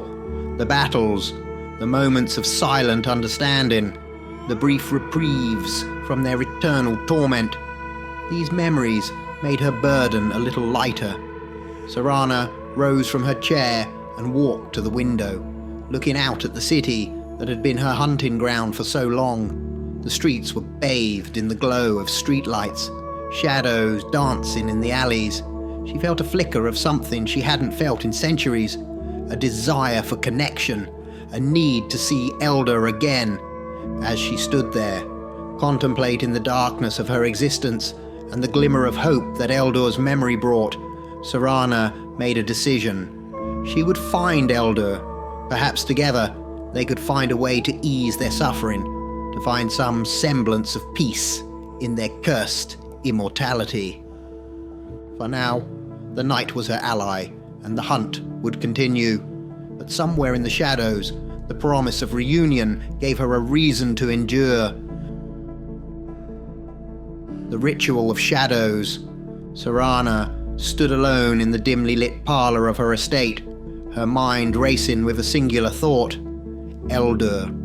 She spoke into the shadows, an ancient method of communication, her voice resonating with a mix of desperation and determination. Eldur, are you there? The silence that followed was deafening. She tried again and again, each time her hope diminishing with the lack of response. Frustration and fear gnawed at her insides. Determined, Serana decided to take more drastic measures. She began preparing a ritual, an ancient and forgotten rite, known only to the oldest of their kind, drawing intricate symbols on the ground. With a mixture of blood and ash, she chanted the words of shadow, summoning the energy needed to locate Eldur's essence. As she completed the ritual, she waited, her heart, what remained of it, heavy with anticipation. Nothing. The emptiness that followed struck her with a profound sense of loss. No essence could mean only one thing. Eldur was no more. The realization hit her harder than anything she had ever experienced. Eldur, the one kindred spirit who had eased her suffering, was gone. The pain she felt was overwhelming, eclipsing even the darkest moments of her past. She had not understood how much he had meant to her until this moment. In a blind rage, she began destroying everything around her.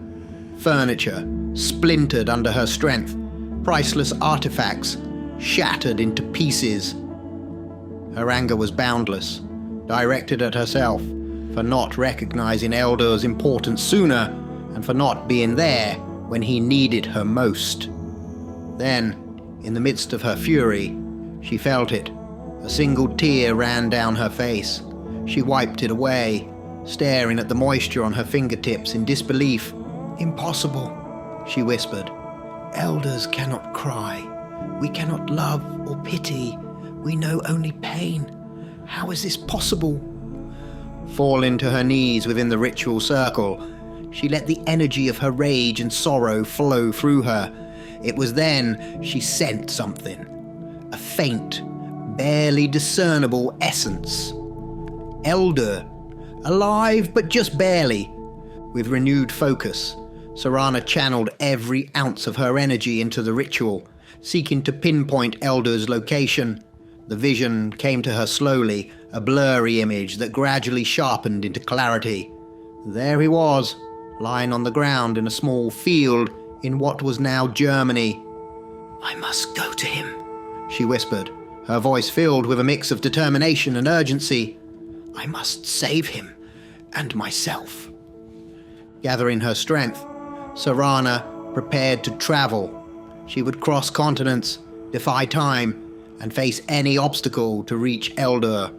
For in saving him, she knew she might also save herself from the abyss of loneliness and despair that threatened to consume her. With the ritual's power still coursing through her, Serana stepped into the shadows, her destination clear. Germany awaited, and with it, the possibility of redemption and reunion with the one being who had come to mean everything to her. The reawakening, Eldur lay on the ground where his small shack had once stood. This place, now a forgotten ruin, had been his home for many years, a silent witness to his joy and sorrow. Buried here centuries ago were his wife and unborn child, a grave marked only by his eternal grief. He had not fed for weeks, hoping that starvation would finally end his torment. The all-encompassing urge to feed was a vampire's primal drive, one that could not be denied, except by someone who had lost everything. Eldur's failure felt complete. He had been defeated again and again throughout the Crimson Dawn saga and within the Shadow Realm. Cast aside like an insignificant object, his life felt as worthless as it had on the auction block when he was a slave. He lay on the cold earth, waiting for his end. His body was withered, his powers diminished. Death was approaching, and he welcomed it. "I have killed thousands," he whispered to the ground.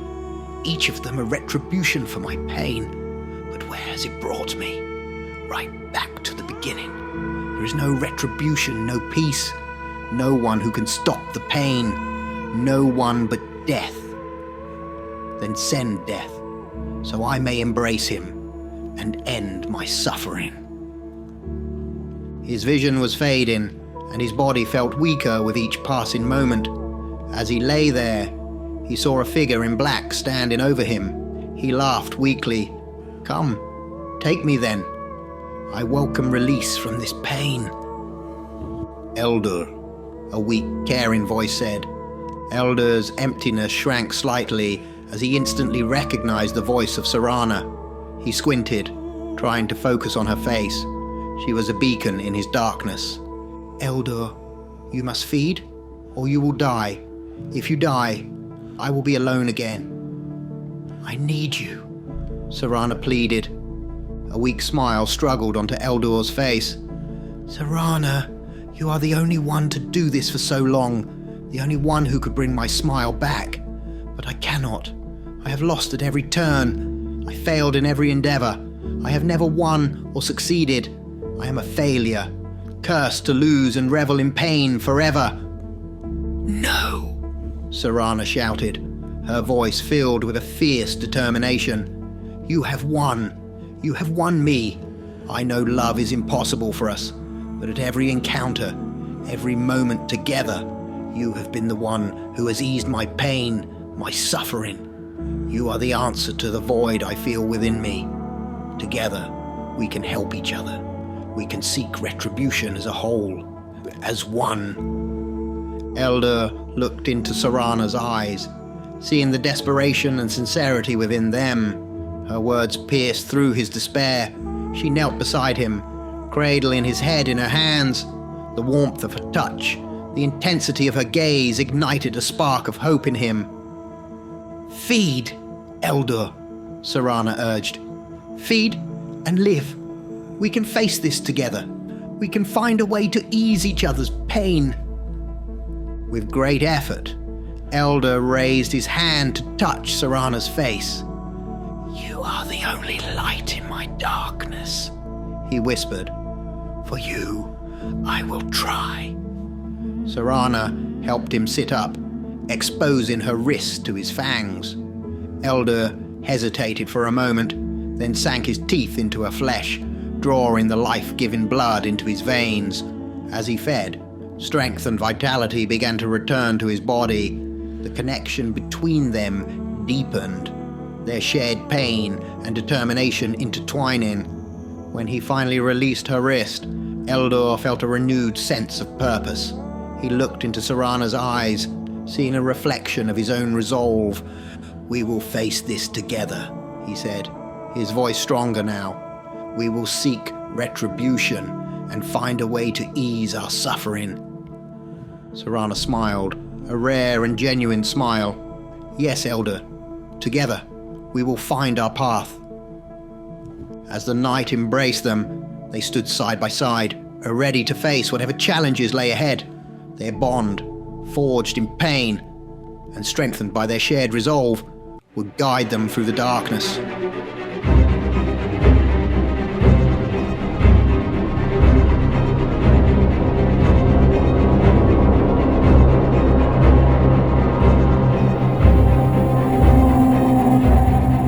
The night was thick with the tension as Eldur and Serana moved through the shadows, their eyes fixed on the sprawling estate before them. This was the stronghold of a powerful drug lord, a fortress guarded by over 100 armed men. To most, it would be an impenetrable fortress, but to Eldur and Serana, it was a playground of vengeance. They slipped past the outer defenses with ease, their supernatural speed and stealth rendering them invisible to the guards. As they approached the inner courtyard, they split up, each taking a different route to unleash their wave of death. Eldur struck first, descending upon a group of guards with the fury of a storm. His movements were a blur, his strength unstoppable. He broke necks, tore out throats, and left a trail of blood in his wake. Each kill brought a dark satisfaction, and he looked up at Serana with a savage smile. Serana mirrored his actions, her attacks swift and lethal. She moved through the guards like a shadow, her fangs sinking into flesh, her claws ripping through armor and bone. Her eyes met Eldur's across the battlefield, and they shared a moment of pure, unadulterated pleasure in the carnage they wrought. The guards had no chance. They fell one by one, their screams echoing through the night. The air was thick with the scent of blood and fear, and Eldur and Serana thrived in it. Each death was a release. Each moment of suffering they caused eased their own burdens. As the last guard fell, Serana and Eldur stood amidst the carnage, their chests heaving with the exhilaration of the hunt. Blood dripped from their hands and mouths, and they relished the destruction they had caused. The estate, once a bastion of power and control, was now a graveyard. Serana looked at Eldur, her eyes gleaming. "We've done it again," she said, her voice filled with dark satisfaction. Eldur nodded, wiping blood from his lips. "Yes, and it feels liberating." Unknown to them, a familiar face watched from the shadows. Dr. Thorne, his eyes narrowed, observed their actions with a mix of curiosity and disdain. He spoke softly to himself, his voice barely a whisper. "I did not create you to be released from pain, from suffering," he muttered. "I will send someone to ensure you both feel the pain and suffering you were meant to embody." As Eldur and Serana reveled in their victory, Dr. Thorne disappeared into the night, his mind already plotting his next move. The tranquility they found in their shared vengeance would soon be shattered, and their journey would take an even darker turn. For now, however, Eldur and Serana were united in their purpose, their connection stronger than ever. Together, they would face whatever came next, determined to find solace in each other's company and in the retribution they delivered to a world that had wronged them. Eldur and Serana sat in a hidden location, safe from the day's light and the prying eyes of their enemies.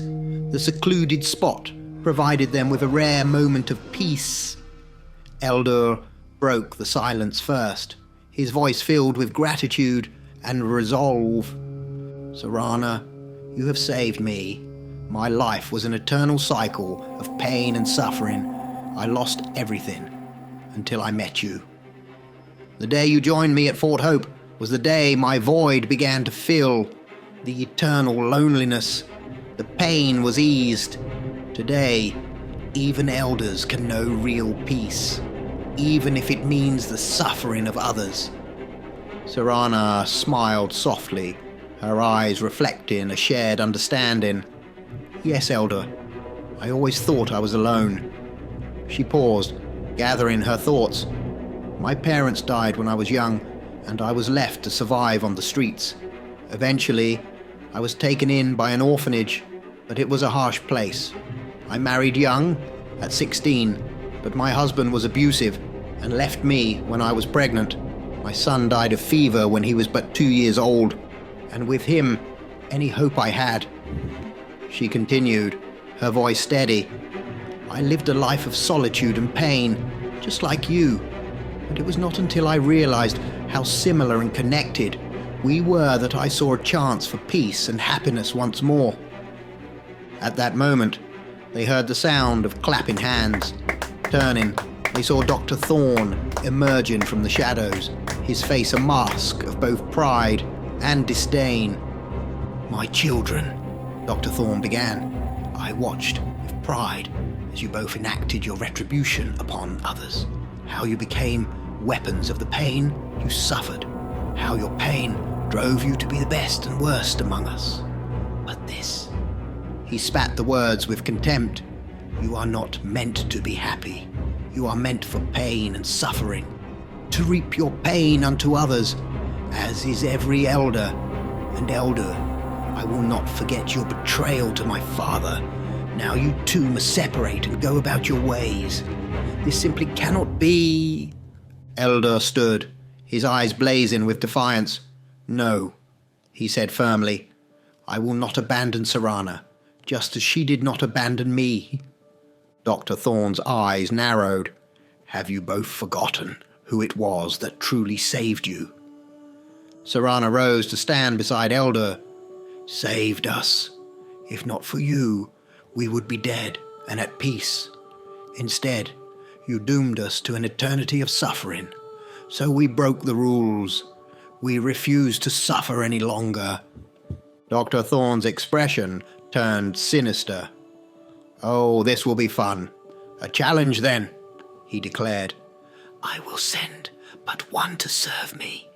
When he wins, if either of you survive, then I will allow this. But I give you fair warning. You will not survive.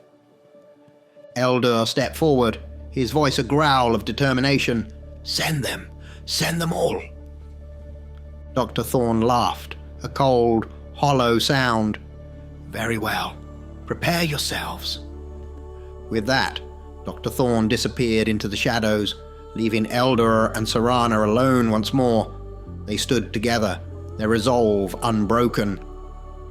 We will face whatever comes, Eldur said, his voice resolute. Together. Serana nodded, her eyes meeting his. Together. As the night deepened, they prepared for the inevitable battle. Their bond had been forged in pain and strengthened by their shared defiance. No matter what Dr. Thorne sent their way, they would stand as one, determined to carve out their own path and find the peace they both so desperately sought. Laughter in the darkness. Serana and Eldur sat alone in their hidden sanctuary, the quiet of the night enveloping them. Serana broke the silence, her voice tinged with confusion and curiosity. Why has he appeared now after all this time? If he has some connection with us, why have we not seen him in our battles with the undead, the lichen, winter, and the gods? Eldur sighed, his gaze distant. I know not, my dear, but he mentioned I betrayed his father. I I have betrayed many in my time. Does he mean Eldritch, the sage Nocturna? I have had the pleasure of enriching all of their lives." Serana smiled at his jest, but the question still lingered. "There is a reason we have not seen him before. I just cannot figure this out yet. Why would he not show himself during the battles of Crimson Dawn?" Eldur nodded thoughtfully. "We will have to tread carefully until we understand him better. Do you think we will need help to face whatever it is he sends against us?" Serana laughed, a sound that echoed through the darkness. "Who would help us, Eldur? I think we have caused more betrayal between us than the entire race of elders." At that moment, something unexpected happened. Both Eldur and Serana burst into laughter, a deep, genuine laughter that they hadn't experienced in centuries. Serana could barely speak through her laughter. "Send them all," she managed to say. Eldur joined in, his laughter booming as he fell to the floor, clutching his sides. The walls of their sanctuary seemed to reverberate with their mirth. For a brief moment, the pain and suffering that had defined their existence were forgotten. In that fleeting instance, they found solace in each other's presence, something they had not felt in a long time.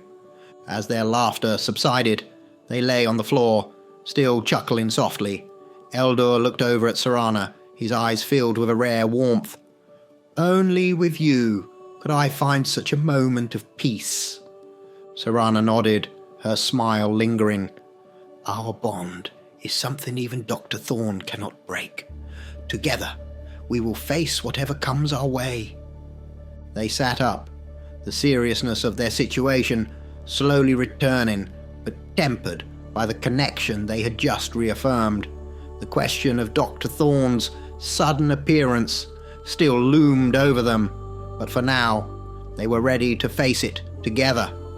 "We will uncover his motives," Eldur said resolutely, "and we will stand strong against whatever he sends." Serana agreed, her resolve matching his. "We are stronger together. No matter what comes, we will face it as one." With that, they prepared themselves for the challenges ahead, their spirits bolstered by the rare moment of shared joy. The darkness outside their sanctuary was vast and threatening, but within, they had found a light that could guide them through even the most daunting trials. Dr. Thorne traversed an old mountain pass, his shadow form making light work of the dangerous mountain sides and edges. He arrived at his destination, a cave unreachable by any but the elders. As he entered, a voice greeted him from the darkness. "You have returned." "Yes, my child," Dr. Thorne replied, "and I have need of your special talent." From the shadows, a figure emerged, its face pale with deep sunken eyes and skin flaking like aged parchment. The figure's eyes gleamed with a sinister curiosity. "What is it this time? A lichen out of control, like last time?" "No," Dr. Thorne said, his voice heavy with purpose. "Two elders who have defied me and my father." The figure's eyes burned with renewed hatred. "Then they shall know the punishment of the Master, the creator of Azrael, the most powerful of all elders." Dr. Thorne nodded, his expression stern. "Be swift in thy punishment. You must kill at least one, so the other may suffer eternally." The Master, the elder who had created the most potent elders, stepped fully from the shadows. His body was old and weathered, yet he radiated an aura of pure hatred and malice. His presence was a testament to the centuries of suffering and vengeance he had wrought upon the world. "Rest assured, Dr. Thorne," the Master said, his voice a chilling whisper. "Their defiance shall be met with a retribution they cannot fathom." With a final nod, Dr. Thorne watched as the master prepared himself. His form, though aged, moved with a deadly grace. The shadows seemed to cling to him, amplifying his dark presence. The master was ready to enact the retribution on Eldur and Serana. "Remember," Dr. Thorne said, his voice echoing in the cavern, "one must die, so the other may suffer." The master gave a twisted smile. "They shall beg for the release of death, but only one will receive it. The other's torment will be a testament to their folly." As the master began his journey to find Eldur and Serana, Dr. Thorne lingered for a moment, his mind already plotting the next steps. He had set in motion a chain of events that would either break the rebellious elders or forge them into something even more formidable. Either outcome would serve his purpose. The master, with his aura of ancient malevolence, moved with purpose and speed, traversing the treacherous mountain paths as if they were nothing. His hatred fueled him, driving him toward his targets with an unwavering determination. The punishment he would deliver would be swift and merciless, a true reflection of the master's dark heart. As he descended from the mountains, the master's thoughts were singular. Eldur and Serana would pay for their defiance. Their suffering would be legendary, a new chapter in the endless saga of vengeance and retribution among the elders. The night was his ally, and soon the rebellious elders would feel the full weight of his wrath.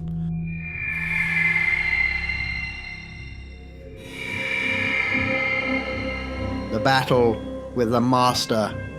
Eldur and Serana felt the overwhelming presence of something powerful, an essence of an elder radiating pure hatred and evil. They stepped outside their hidden location, standing there in the darkness, facing the one known only as the Master. The Master spoke first, his voice dripping with contempt. "Are you ready to die for your defiance?" The power radiating from the Master was overwhelming, even for Eldur and Serana. Serana spoke first, her voice steady despite the fear coursing through her veins. "We are no strangers to death. If you are to be the one to deliver its final blow, then so be it. We shall die together." The Master sneered. "No, I will kill only one. The other I will leave for an eternity of torment." Eldur, stepping through the shadow, launched a ferocious attack, appearing behind the Master. The Master simply moved and swatted Eldur like an insect. "You are no match for me. I was given power by Nocturna himself." Serana lunged at the Master, only to be swatted aside like a fly. Both Eldur and Serana lay on the floor, bruised and battered. The Master laughed an evil laugh. "This is your doom." But instead of fear, Serana began to laugh. "Send them all," she said through her laughter. Eldur burst into laughter as well. The Master, confused and enraged, demanded, "What is this? You are about to meet your doom, and you laugh like children." "What the hell?" Eldur said, launching himself at the Master once more. This time, his attacks were faster, so fast that even the Master had trouble avoiding them. But with a huge swipe, the Master lashed at Eldur, sending him flying into an unmoving heap. Serana, angered by the fear of losing Eldur, leapt at the Master with renewed vigor. Her speed and agility forced the Master to use all his prowess to avoid her attacks. Yet, in a moment of vulnerability, she too was sent flying through the air by the Master. Both Eldur and Serana lay on the floor, motionless. The Master spoke with finality. "And now, the end." But then the laughter returned. Eldur rose to his feet, cackling, "Send them all!" He attacked the Master once again. Serana's voice echoed, "Send them all!" She joined the fray, and together they lashed out violently at the Master. A blow from Serana connected, followed by Eldur's fist. The master staggered back, his face a mask of shock. "Enough!" he screamed, unleashing a massive attack that knocked both Eldur and Serana down. Eldur rose, but Serana did not. He tried to lift her, but she remained unresponsive. The master laughed. "Looks like you have the raw deal, Eldur. She is dead." Eldur's face twisted into a fury. His entire life of pain and suffering coursed through him. No Eldur had felt pain such as this, and pain was what fueled their powers. The master could feel it, stepping back curiously, unsure of himself for the first time. All of Eldur's life, his pain was overwhelming, but this, the loss of Serana, was a pain unmatched by even the most potent Eldur. In a blind fury, he unleashed this very pain, charging at the master. Each blow connected with a force driven by his infinite suffering. The master took hit after hit, blow after blow, until he lay defeated. But Eldur did not stop. His pain was an infinite power source of suffering, and he continued to batter the defeated master again and again. He was lost in his rage until he heard it. "Eldur." It was Serana. "I am okay." In that moment, Eldur changed. His pain and suffering were filled by the only one who was able to fill his loss, his void. He ran and grabbed Serana in his arms, holding her tightly. Serana looked up at him, her eyes filled with both pain and relief. "We did it, Eldur. Together." Eldur nodded, his face softening. "Yes, together. Always." They stood there, the remnants of their battle surrounding them, but for the first time they felt a true connection, a true bond that even the darkest forces could not break. Together they were unstoppable, and together they would face whatever came next. A new resolve. "Well, well," a voice echoed through the darkness. "You have won," Dr. Thorne said, stepping from the shadows. "I know not how you won, but you did. And unlike you, Eldur, I keep my word. I shall no longer challenge this decision you two have made, but my father is most displeased with you. He will be more so now that you have destroyed the Master. This was a creation of his making. I can only warn you that he will send more than one to finally finish you." Serana, still feeling the pain, but filled with defiance, laughed. "Send them all!" Eldur, despite his battered state, burst into laughter as well. The sound echoed through the night, a symbol of their unbroken spirit. Dr. Thorne, puzzled, shook his head. "I have no idea what is happening, but I want you to know, a piece of me is proud of you two, my children, for you have done something no other has done. You have found peace, peace within each other. I knew you two were special." Eldur, bloodied but determined, looked up. "Who are you?" Dr. Thorne smiled, a rare, almost fatherly smile. "I am your father, your creator."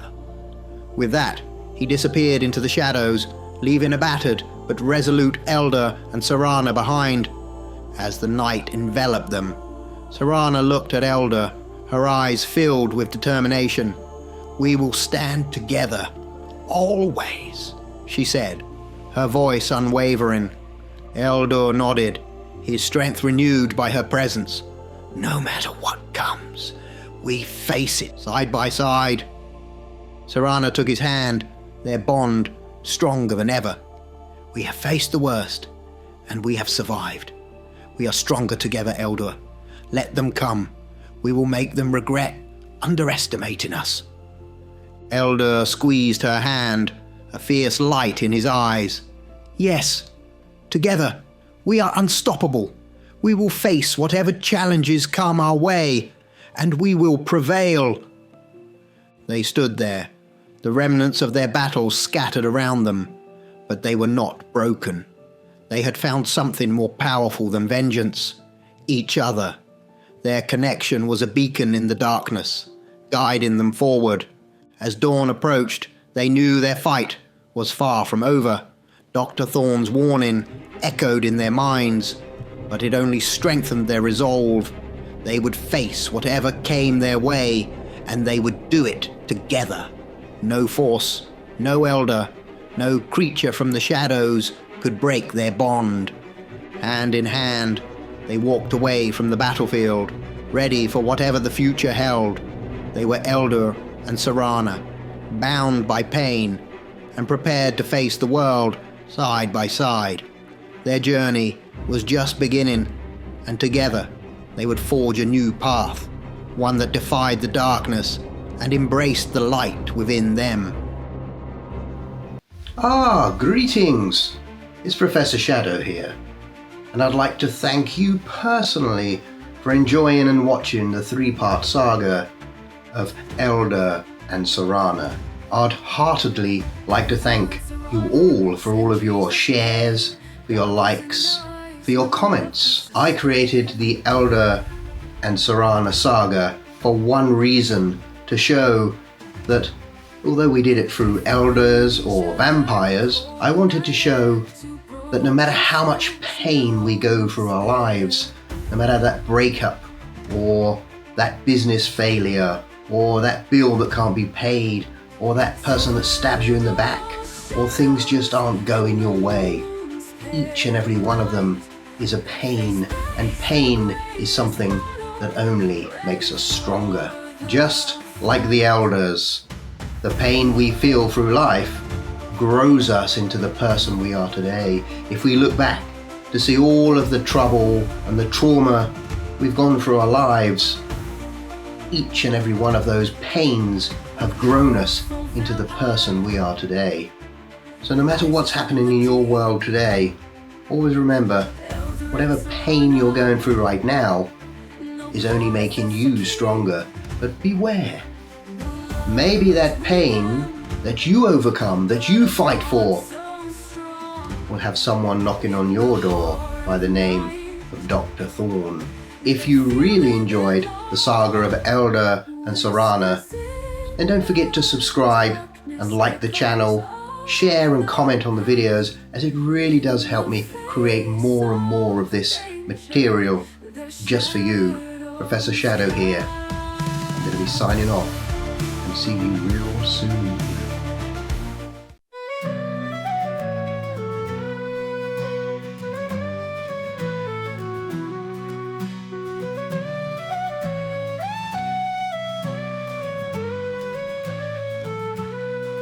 In the shadows lurks Serana, with a heart once pure and bright. From the bowels of New Orleans, in the age of candlelight, her days were filled with sorrow, where the weeping willows cried. A husband's fist, the hammer, where her hopes and dreams have died. Little babe of fevered summer, to the grave you did descend. 2 years old and frail and tender, left your mother to defend. Her body broken, spirit shattered, by the hands that vowed to care.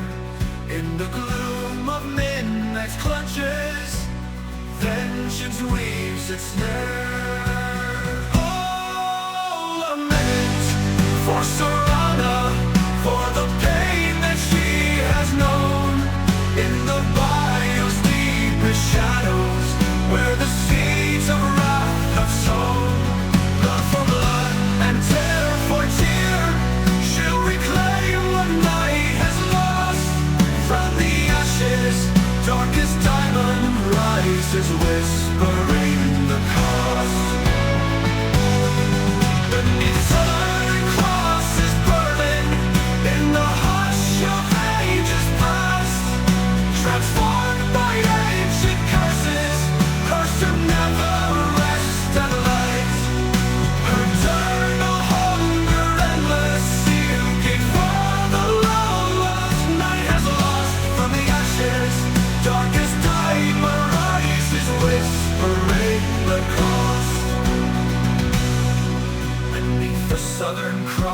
is burning in the hush of ages past, transformed by ancient curses, cursed to never rest at last. Eternal hunger, endless seeking for the love that's turned to stone. New Orleans hums its secrets when the haunted winds that blow.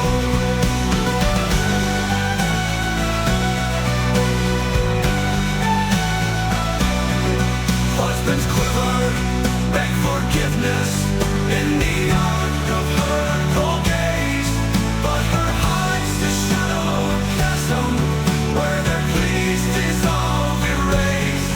For the bruises, for the losses, she exacts the cruel toll. In the veins of wicked husbands, from the haunted winds that blow. Laments for Serana, for the pain that she has known. In the biome's deepest shadows, where the seeds of wrath have sown.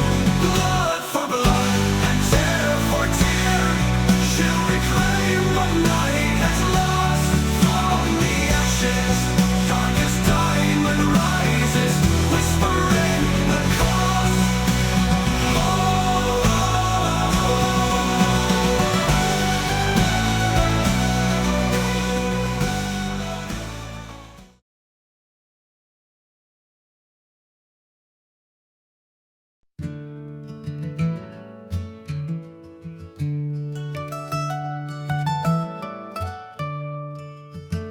In shadowed woods where moonlight weeps, elders tale through dark night creeps.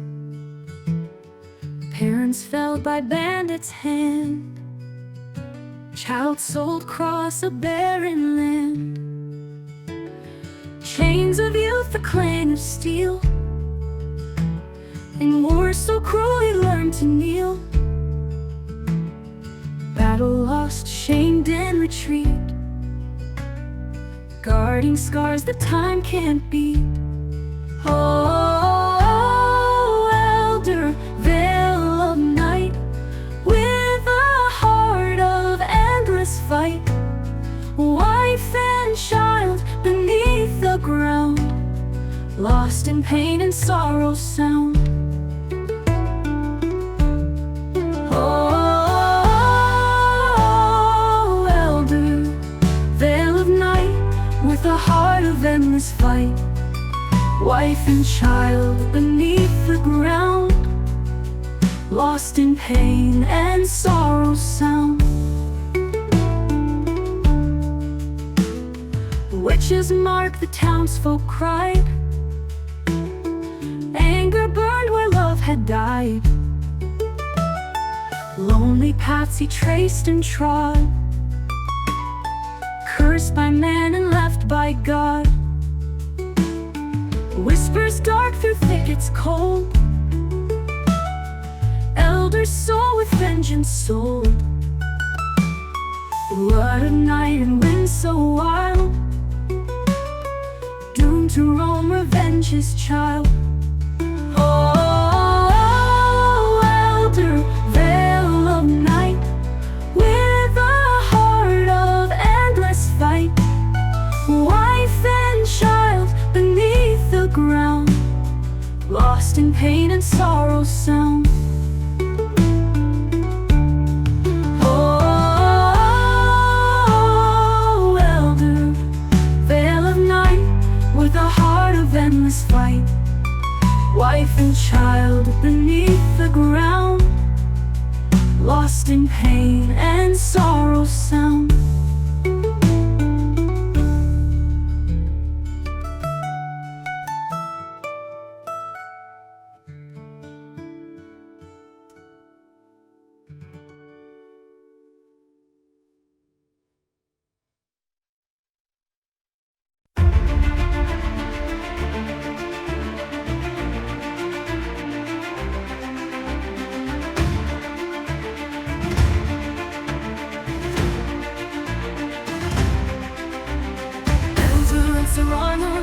centuries of pain, dark is in their eyes, no love to sustain.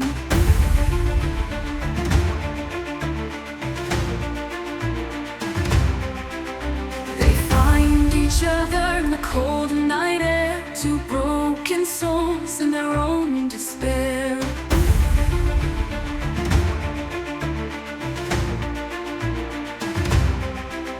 Eternal shadows in the moon's pale light.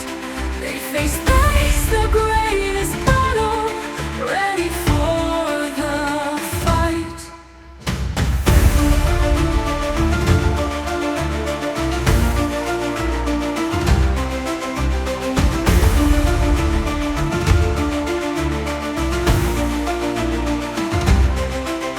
A powerful vampire rises from the deep. Eldur and Serana, no promises to keep, no love between them, but a bond so strong. In the heart of night, they feel they belong. Whispers in the darkness, echoes of the past. In the face of danger, their shadows cast.